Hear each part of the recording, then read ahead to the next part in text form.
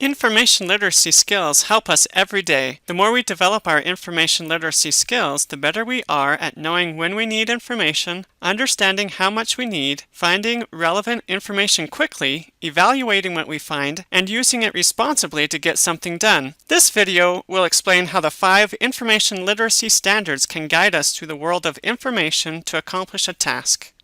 Many people, such as librarians like me, look at information literacy in the broad sense of including computer literacy, research skills, critical thinking, and information ethics. In this class, we learn things in each of these areas, while emphasizing searching skills with library resources and critical thinking in terms of evaluating what you find. If Boolean logic sounds like a zombie's way of thinking, or copyright looks a little intimidating, rest assured that we will help and support you along the way. We want you to succeed in this class, as well as in life, so let us encourage you to try some new things. Don't worry, we've got your back and won't let the zombies get you. 5 information literacy standards describe how an information literate person can navigate today's complex information world. Have you felt overwhelmed at times by the amount of information available to you? Have you ever been tricked with false information into believing something that was not true? In this class, we will give you tools and practice to develop your own information literacy skills, particularly with scholarly information. First, we will give you an everyday example of someone using the 5 information literacy standards to complete a home improvement project.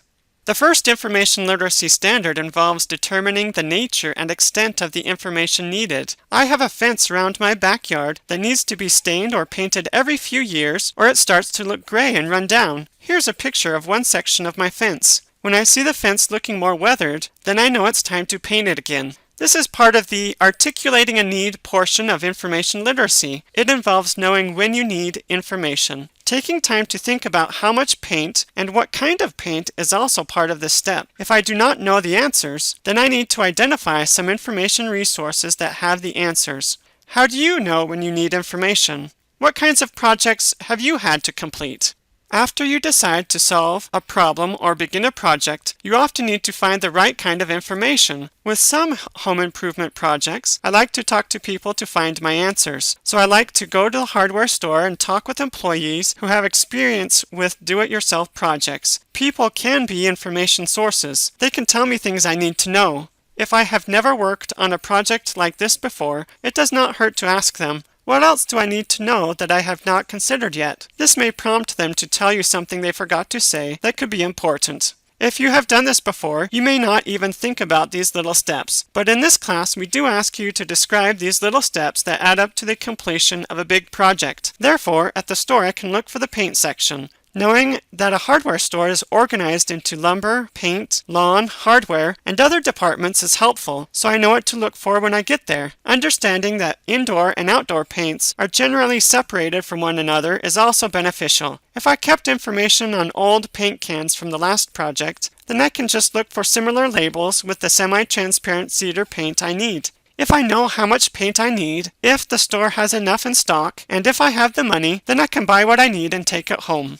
Evaluating information can take on many forms. This could entail comparing the prices between 2 different paint brands. It may involve reading the label, discovering that the outdoor paint should be applied during optimal temperatures between 50 and 80 degrees, for example, and comparing that with the current weather forecast. Some people may go online to find reviews about different paint brands and base their decisions on what they read. Still, others take care to look and see if the label tells how long the paint should last and decide to select the product that will last 4 to 5 years over the one that only lasts 3 to 4 years, even if it costs a little more money.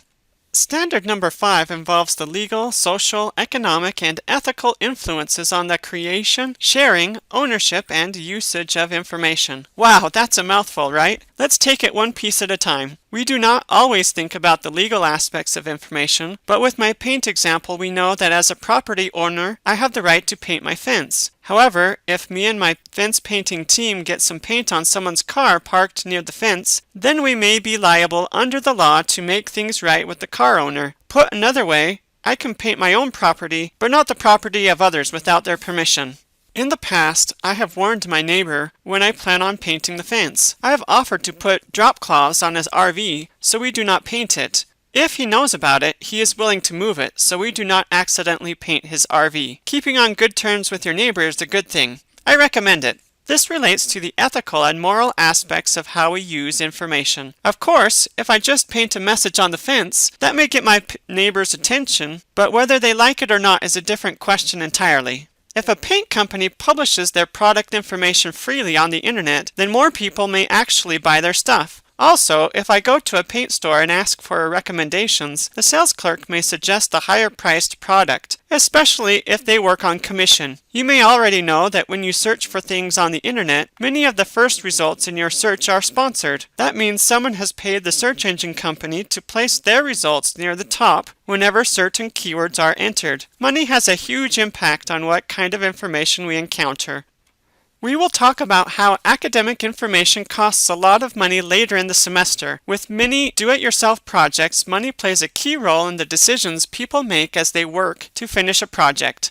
How has money influenced the completion of your own personal projects? Standard number 4 may be the most important. It's all about getting the job done. After deciding what kind and how much information you need, looking for it, evaluating it, and considering the economic, social, and legal aspects of information, you pull it all together to finish the project. Look at this photo of my fence after we have painted it. Doesn't it look a lot better than it did before? I knew I needed to buy outdoor paint for my wooden fence. I went to the store, paid for the paint, read the label, followed the directions, bought paint rollers, bribed my wife and kids to help paint, painted the fence, and was sure to throw away garbage and clean up afterwards. This was done when it was not too hot or cold. The important thing to remember is that it's done. Está hecho, acabado, finished. It required information literacy skills to complete the project. With your first assignment, we ask you to tell us how you have used information literacy skills to accomplish something.